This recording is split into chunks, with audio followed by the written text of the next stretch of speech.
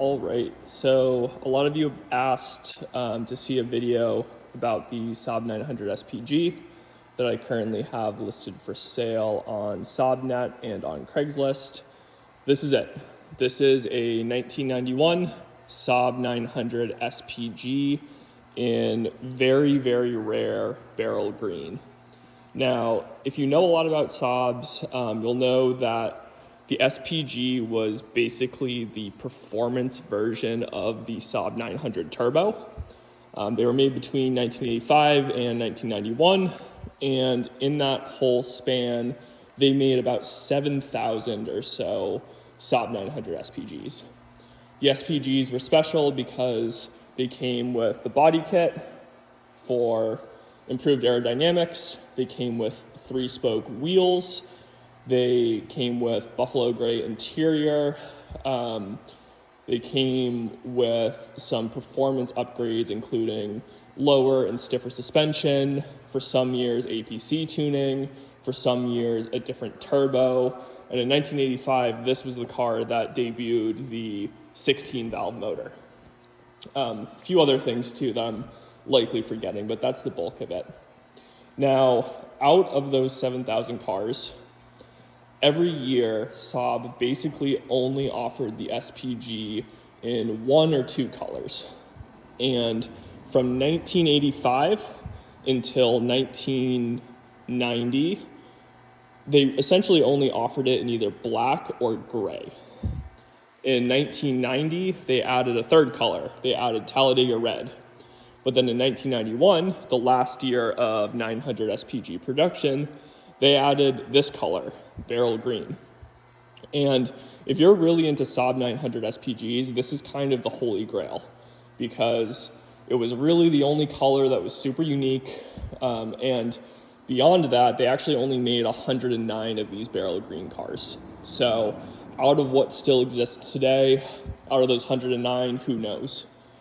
Personally, I know of this one, another one that I had, one that's local, one that my friend has, and then one that I've seen in a video. So I think I know of probably 6 or 7 total, but they're very, very hard to find. If you're into Saab 900s, you will likely go years without seeing a Beryl green one.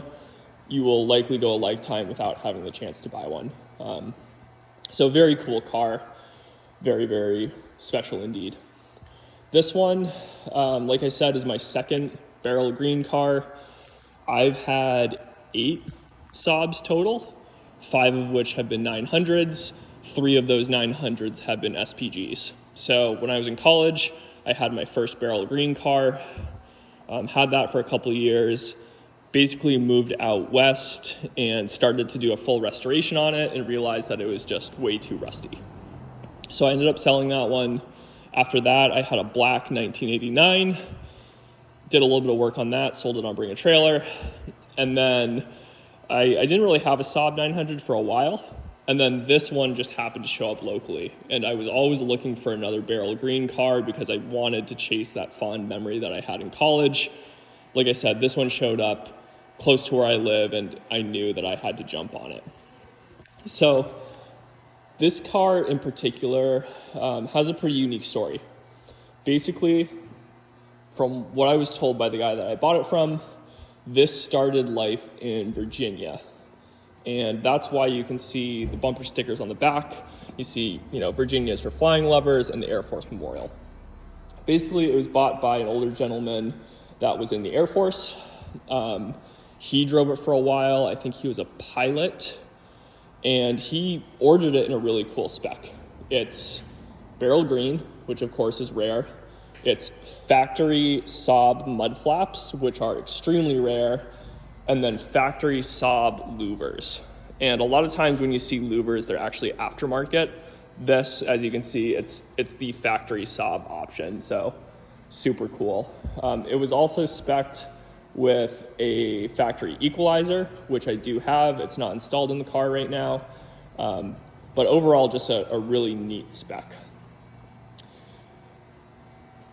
After the gentleman in Virginia owned it, I believe he passed away, and it was inherited by his grandson.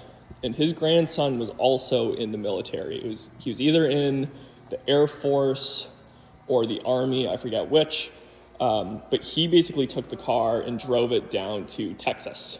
And it lived in Texas for a long time. Eventually, he was kind of done with it.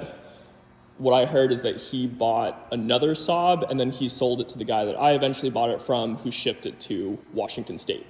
I bought it about a year ago on the Sound and brought it over here to the east side of Seattle.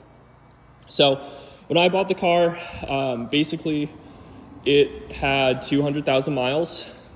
The odometer was broken for a little bit. I don't want to try and hide that. 205,000 showing on the odometer. Like I said, it was broken for a while. I'm not sure how long.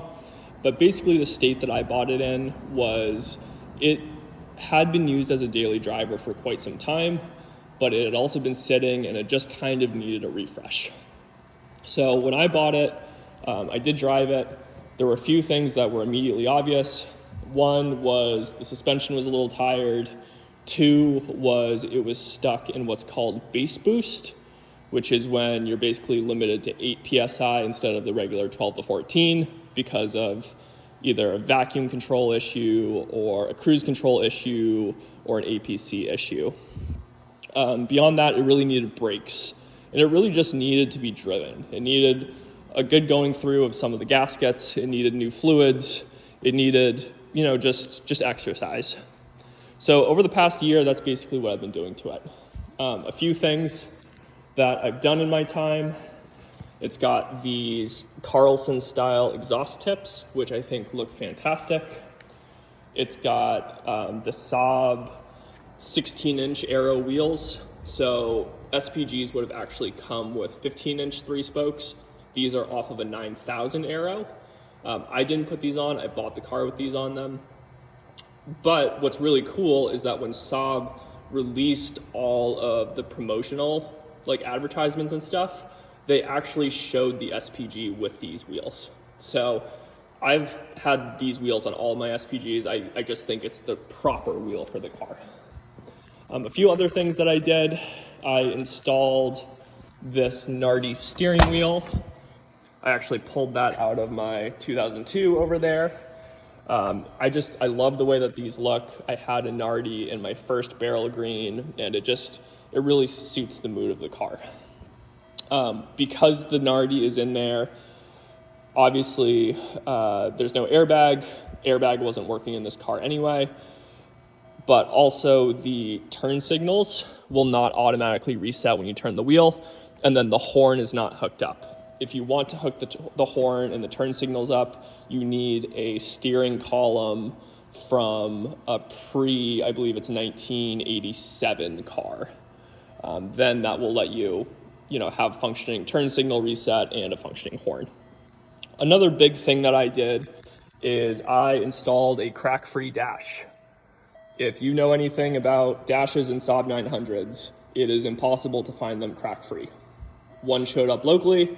I immediately jumped on it, basically pulled the whole interior out of the car to get it in, and reinstalled it. Now, when I got the car, the tachometer was not working.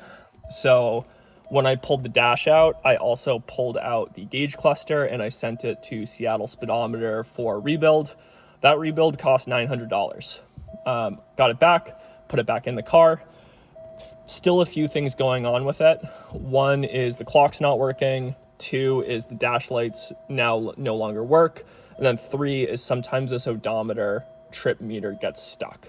So I will actually be pulling this gauge cluster out and sending it back to them. If you buy the car, we should get that taken care of for you. Radio also was not working very well when I got it, so I did buy a replacement radio. There's something going on because the radio itself works, but the speakers aren't producing anything out of them. It does have the factory equalizer as well, which is not installed. I was going to do some troubleshooting on that, but it just hasn't really been a priority for me. A few other things that I did. I replaced some seals that were contributing to leaks. mainly the distributor shaft seal, which is a very common wear item on these cars. Another one was a power steering hose that was leading to quite a leak. It still does drip a little bit of fluid. Here, I can show you over here. This has been parked for, on and off in this space for the last 2 months, and that's kind of what I'm seeing. Driven pretty regularly, put it back here, let it sit for, a couple weeks at a time. We have a few drops going on. I want to make sure that's clear to everyone. But so I did that. I did some seals, and I did the power steering hose. That was the main culprit of the big leak it had when I got it. I also did the brake accumulator, which fixed some brake issues that it had. And then I did full rotors, full pads, and then full KYB gas adjust shocks all the way around. It also had some issues with the lighting. So I went through, did a new headlight relay, did some troubleshooting of the headlights. One thing to note is that this headlight here was spliced in by one of the previous owners. It does work fine, so I haven't changed it, but if you look in there, the wiring is not factory. Let me think, what else have I done to this? I've done quite a bit.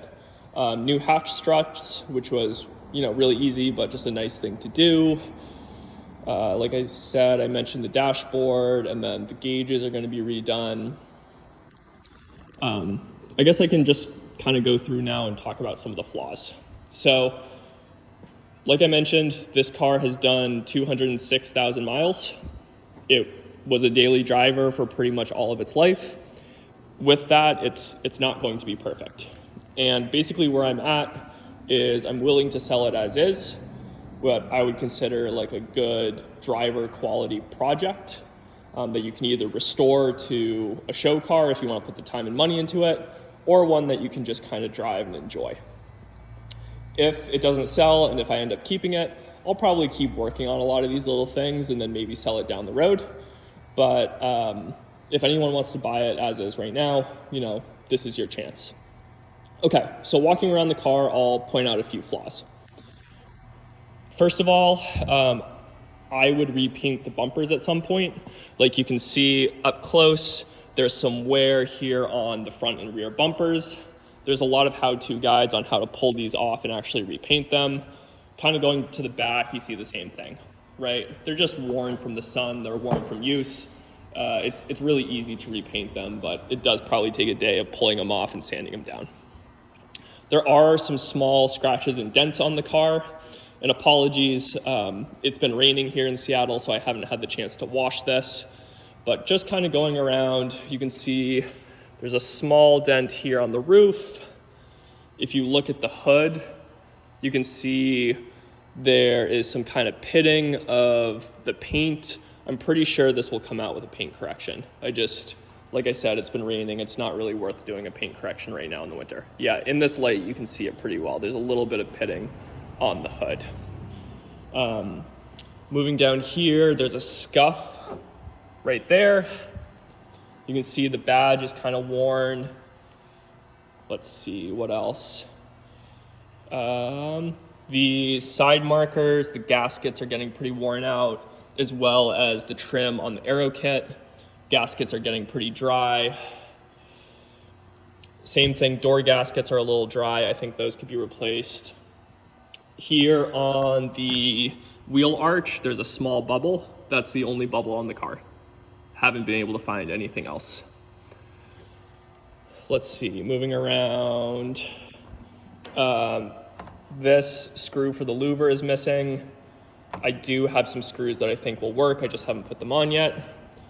There's a dent back here somewhere, right here. You can see the dent. And then I think there's one other dent. I'm pretty sure there are 3 total. Lights have some signs of cracking. I would say these are pretty acceptable, but a little bit of cracking here and there. The wheels look good from a distance, but some of them you can see there's a little bit of scuffing. Let me see if I can find that other dent. There's one on the hood, there's one over there, and then I think there's one on the side somewhere. Let me see if I can find it for you guys. Scuff that I mentioned. Let's see. I think it's in here somewhere. Well, maybe I can't find it right now, but I believe there are 3 dents, 3 relatively small dents. Going through other things, the underside was undercoated, and the undercoating is held up really, really nicely. All of the big, like, common rust areas on the Saab 900s is really good on this car. The only one that is rusted through a bit is where the washer bottle sits. I've seen that rusted through even on Saab 900 convertibles. It's a common water trap. It rains, water gets in there. The only way for that water to go is out. A few things, I think this windshield wiper or headlight wiper works intermittently. Let me see what else. There's a little bit of like surface pitting on some of the door areas. So like here, you can see there's just a little bit of wear that has resulted in some surface rust. You can see some wear here from the door shutting. Same thing, kind of like I don't even think that's pitting. I think that's just dirt. Sunroof has the same thing, like a little bit of kind of rust, surface rust, just where the sunroof meets, just because it's a contact area. I think this one's a little worse. Yeah, so here, this is what I'm talking about. You can see like this top, it's just been worn from making contact with this door sill the whole time. And then that has just kind of surface rusted because the paint has worn. You can see same thing here, right? I think this is all correctable. You can basically scrub it down and treat it, respray it. It's clearly not like a big issue, so I just haven't done it. Moving on to the interior, these door panels are sagging. I actually have material right over here to redo it. It's really easy to do. I might just end up doing it before the sale. Basically, you just pull the old stuff off, you cut that, and then you spray adhesive on. Super easy. Oh, Saab badge is worn. Let's see what else in here. Sorry, it's a little dark. The seats are not in great condition. I would call these probably a 4 or 5 out of 10. You can see this one is split on the seam, has that right there. The passenger one's a little bit worse. We have a split on the seam. We have this. I was thinking about getting these seats recovered, but I really like having the original Bridge of Weir leather that Saab came with. So I've just been watching Craigslist religiously to see if that can be replaced. Meaning like just buying a used seat instead of buying new material. Moving on in here, sorry it's a little dark. Like I said, this radio works, but something's not coming out of the speaker for some reason. I want to put the equalizer in and see if that fixes it. Gauge cluster, I'm going to be taking care of. Here, this is just starting to come off a bit. You can glue that back on, or I can glue that back on. Headliner is in pretty good condition. Maybe a little bit of sagging starting to happen in the back. Yeah, a nice crack-free dash. That's so hard to find. Shift knob, the thing came off the top, and then the shift boot is pretty worn out, so I do have a new shift knob and shift boot that I'll either include or I'll put on. If we go to turn it on here, you can see all the lights come on, and then crank it up. Anti-lock brake thing goes right off. You can see it holds idle and cold starts just fine. I do have the doors closed in here, so I'll open this quickly, but I won't leave it on for too long.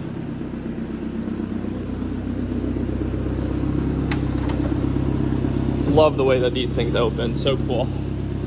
Okay, so a few things. Cruise control currently does not work. I have been diagnosing that.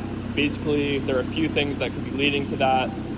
I've checked the switches and the pedals. I've checked the vacuum seal. All of that's good. So I think it's actually the cruise control computer itself or the APC box. Moving inside, some of these connectors are starting to get pretty old. So if I was to heat the car, I would basically go through and just start repinning connectors. Again, it's really easy to do. The hardest part is just ordering the connectors and getting them here from Sweden. Moving over here, yeah, you can see idles nice and smoothly. We are running boost off of a manual boost controller, right? So I just have that tapped in right there. I have it set to around 11 or 12 PSI of boost, and I'm just running it off of a manual boost controller until I figure out the cruise control thing, because the cruise control is essentially what's putting it in base boost. But yeah, I think that's it. I don't think I have anything else. Oh, the tires are essentially brand new. They're great Continental DWS 06 Pluses. This is my favorite all-season tire ever. It's a 2021 date code, but the tread is basically brand new. These were bought by the previous owner. He didn't really put any miles on them. I've put maybe a couple hundred miles on them. But yeah, I think that's it. Like I said, my goal with this listing is to get this car to a good home if somebody wants it. But then also as the seller, I just want to be as transparent as possible. So if you have any questions, if you want to see, more photos or anything, please just let me know. I'm really happy to provide whatever you need. And if it sells and goes to a great home, that'll make me really happy. If it doesn't, that's okay, because then I get to keep it a little bit longer. I think that's it for now. There is an underside video that's in the Google folder and also on YouTube. There are a few very short driving videos. When the weather cleans up, I might do a longer driving video if there is interest. Oh, one last thing. That window goes up and down, but it goes up and down kind of slowly. Again, it's a kind of common Saab 900 issue. So I think that's it. Like I said, if you have any questions, please feel free to reach out. And I know it's been a long video, but we'll just get one last look at it. Beautiful car.